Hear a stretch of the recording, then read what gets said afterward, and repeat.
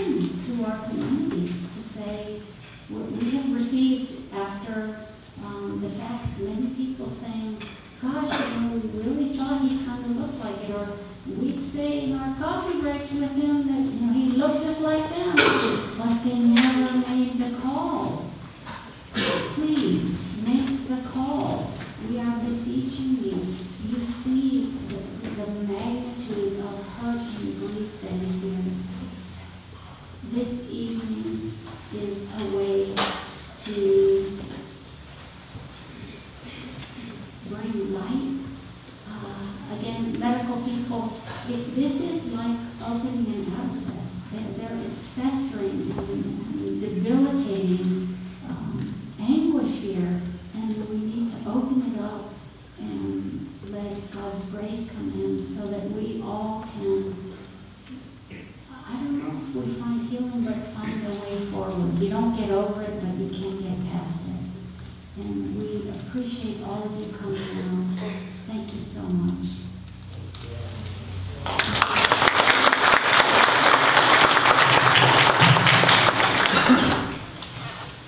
I have to say that I'm stunned by this evening. I'm just blown away.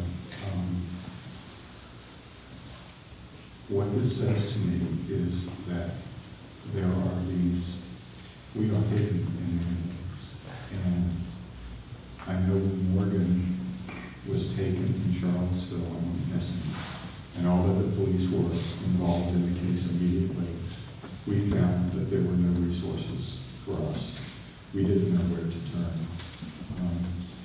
Without friends and strangers, men, a stranger, Kenny, a stranger, who entered our lives and set up websites and set up forums and set up all kinds of things that I was just totally unable to do or unaware to do. We realized how little resources there are for families like ours. Joe and I met with members of the crime commission several months ago because they're studying what kind of resources do families need when a family member goes missing. And we're hopeful that the Commonwealth will come up with a plan of action and some finances to help with family members. And unfortunately, we're all here, and I have to say that my heart is just broken to realize that we have this many people and families in Roanoke. I had no idea.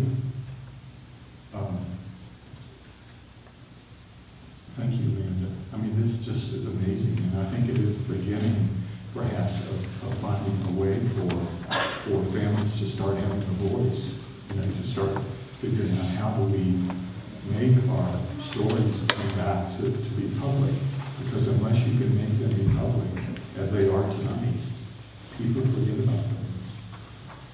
People forget about the people that we care about. And Jill and I have worked very hard over the last 3 years to keep Morgan's name out there because we knew that if we didn't, that her case would be probably put on the back shelf. And I know that many of yours probably have been put on the back shelf. They need to be brought forward again. You each have a program, so how it's going to work is we're going to go just down the list. And we're going to start with Tammy Akers. I'm going to be reading for Tammy. Her family could not make it tonight. So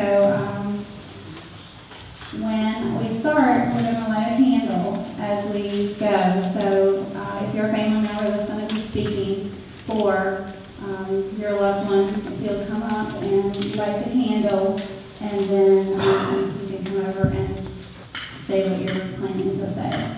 Thank you, April.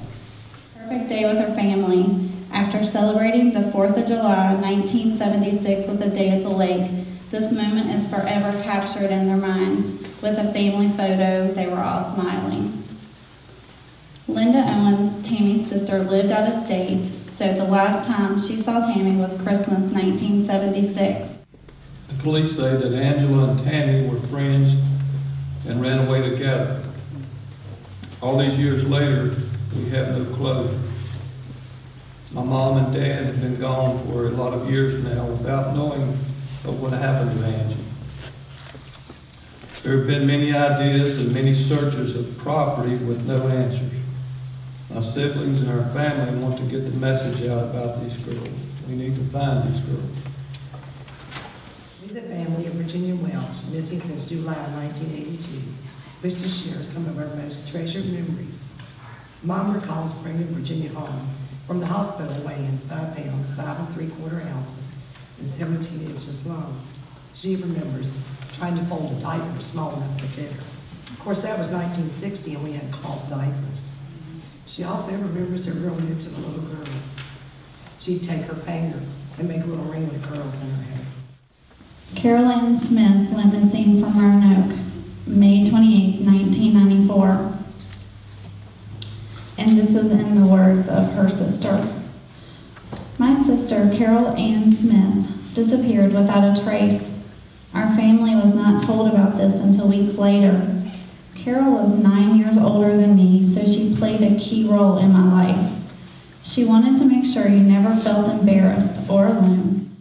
It's a struggle. It's just hard because you said earlier, you have no resources. You don't know who to go to and ask and plead to. You don't know who to knock on the door.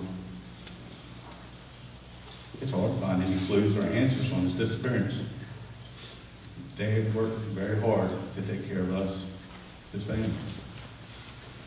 He was a great father and a friend to everyone he met. I love my dad and miss him every day. I think about him all the time. Then the day go by, I don't think about that. I wake up in the morning, think about him. Where's he at? You go to bed tonight. I'm not going to find out. I'm going to find out before I get my maker. I want to. Joan was happy in the days leading up to her disappearance. She would never have left Ashland. She was devoted to her. With Joan disappearing 5 years ago today, around the holidays, and Ashland's birthday, this time of year is extremely hard on us, her family. We pray Joan is found and brought home to us. Melvin Javier Cruz has been missing from Roanoke since October 27, 2011. He has brown eyes, brown hair, and stands 5'7" and weighs 133 pounds. Melvin is Hispanic Latino male. He has a mole on his nose. Melvin was 15 years old at the time of his disappearance and is considered an endangered runaway. It is believed that he left on his own accord, but few details are available in his case, and we still wanted to remember him. He was took missing on April 9th, 2012 from Rocky Mount, Virginia. It is said that she took missing around 10:30 on a Monday night. It was after Easter, that Easter Monday.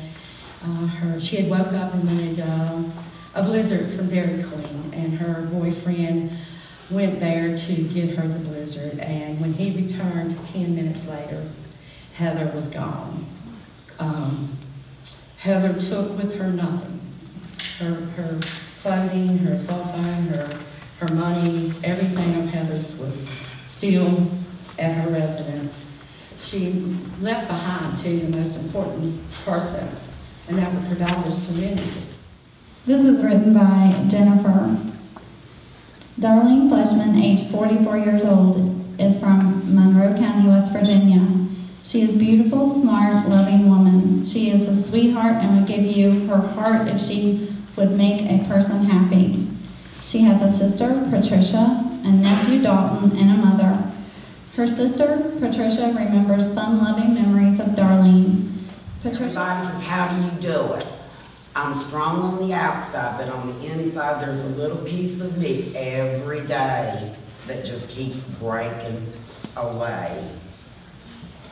I want closure, and if he's dead, whoever knows, and I know in my heart somebody out here knows what has happened.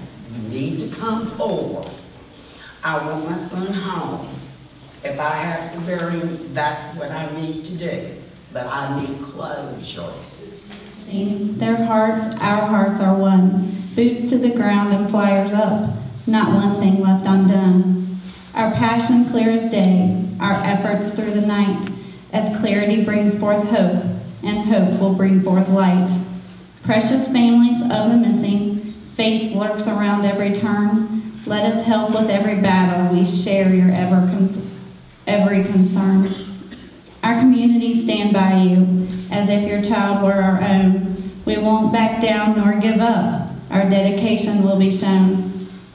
Your hearts are one, forever bound and existing. Blessed be the walk of love, of hope for the families of the missing.